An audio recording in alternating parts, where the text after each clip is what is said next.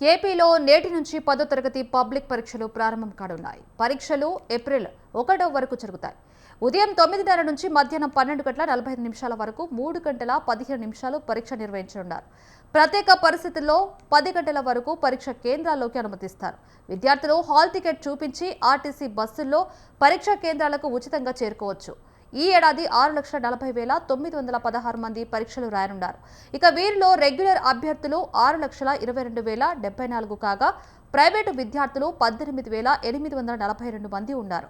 బాలురు 3,28,652 ఉండగా బాలికలు 3,12,264 మంది ఉన్నారు. రాష్ట్ర వ్యాప్తంగా 3,417 పరీక్ష కేంద్రాలు ఏర్పాటు చేశారు.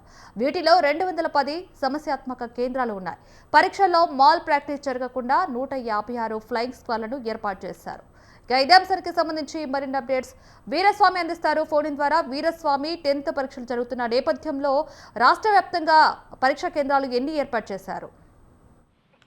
ప్రధానంగా చూసుకున్నట్టే మాత్రం ఈ రోజు రాష్ట్ర వ్యాప్తంగా 10వ తరగతి పరీక్షలు మరికొద్ది సేపట్లో ప్రారంభం కానున్నాయి. దీనికి సంబంధించి కూడా ఇప్పటికే కట్టుదిట్టమైన ఏర్పాట్లు చేసిన పరిస్థితి నెలకొంది. విద్యాశాఖ మంత్రిగా ఉన్న లోకేష్ బాబు ఆధ్వర్యంలో మాత్రం దీని మీద కూడా భారీ బందోబస్తులు కూడా ఏర్పాటు చేసిన పరిస్థితి నెలకొంది. అదే విధంగా చూసుకుంటే మాత్రం ఉత్తీర్ణ శాతం పెరిగే విధంగా చూసుకుంటే మాత్రం ఇప్పటికీ మాత్రం అనేక ఏర్పాట్లు చేసిన పరిస్థితి నెలకొంది. ఎలాంటి సమస్యలు లేకుండా ఏర్పాట్లు చేశారు.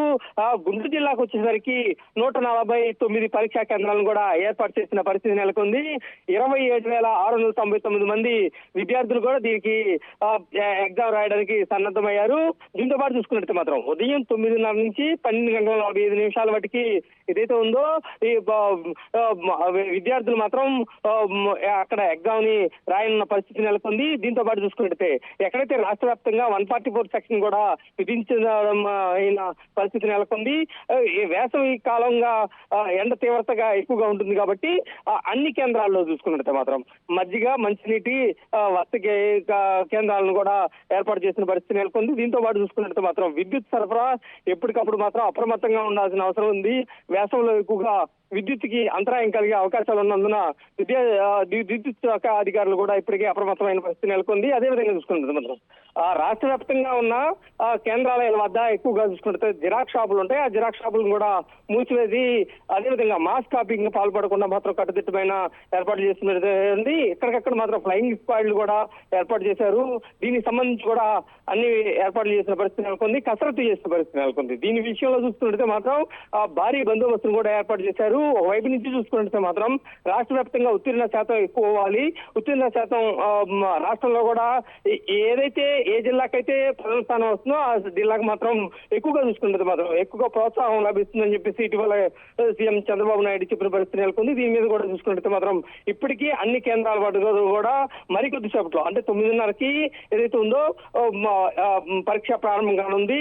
అదేవిధంగా చూసుకుంటే మాత్రం ఎండ తీవ్రత ఎక్కువగా ఉంటుంది కాబట్టి మరో అర్ధగంట పాటు మాత్రం వెసులుబాటు కల్పించిన పరిస్థితి నెలకొంది. కొన్ని ఎగ్జామ్స్ వద్ద మాత్రం చూసుకుంటే 1 నిమిషం లేట్ అయినా కదా ఎగ్జామ్ అనుమతి ఎవరు, కానీ ఇక్కడ మాత్రం వెసులుబాటు కల్పించిన పరిస్థితి నెలకొంది. అదేవిధంగా చూసుకుంటే మాత్రం విద్యార్థులకి ఎక్కడైనా సరే బస్సుల్లో కూడా హాల్ టికెట్ చూపిస్తే మాత్రం ఉచితంగా ప్రయాణం చేసే వెసులుబాటును కూడా కల్పించారు. దీంతో పాటు చూసుకుంటే మాత్రం ఇప్పటికే అందరూ మాత్రం విద్యార్థులు కూడా ఆ పరీక్షా కేంద్రాలకు వచ్చిన పరిస్థితి నెలకొంది. వీరస్వామి, అంటే ప్రత్యేక కేంద్రాల్లో కావచ్చు, అలాగే విద్యార్థులకు సెంటర్లో కూడా ఎలాంటి ఏర్పాట్లు చేశారు? అంటే ప్రధానంగా చూసుకుంటే మాత్రం సెంటర్ వద్ద లోపలికి విద్యార్థి హాల్ టికెట్ చూపించిన తర్వాత అదే విధంగా చూసుకుంటే సెంటర్ వద్ద ఏదైతుందో మీ ఎక్కడ ఏ సెంటర్ ఏ రూమ్ ని ఏర్పాటు చేశారు అని చెప్పికే సూచిక బోర్డును కూడా ఏర్పాటు చేసిన పరిస్థితి నెలకొంది.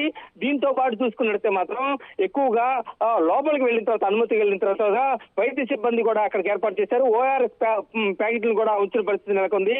అదేవిధంగా వైద్య శిబిరాలను కూడా ఏర్పాటు చేసిన సందర్భంలో కూడా ఒక డాక్టర్ ను కూడా నియమించిన పరిస్థితి నెలకొంది. ఎప్పటికప్పుడు మాత్రం వాళ్ళందరినీ కూడా ఫాలో అవుతుంటారు.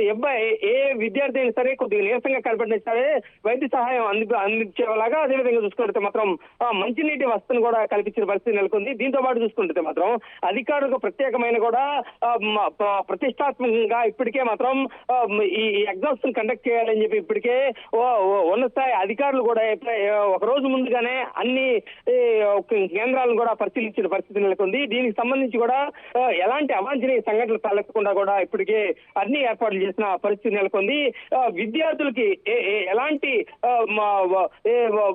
అవసరమైన సరే సంబంధించి కూడా చూసుకుంటే మాత్రం వాటందరికీ సౌకర్యంగా ఉండే విధంగా మాత్రం ఏర్పాట్లు చేసిన పరిస్థితి నెలకొంది. Right, thank you Veeraswamy.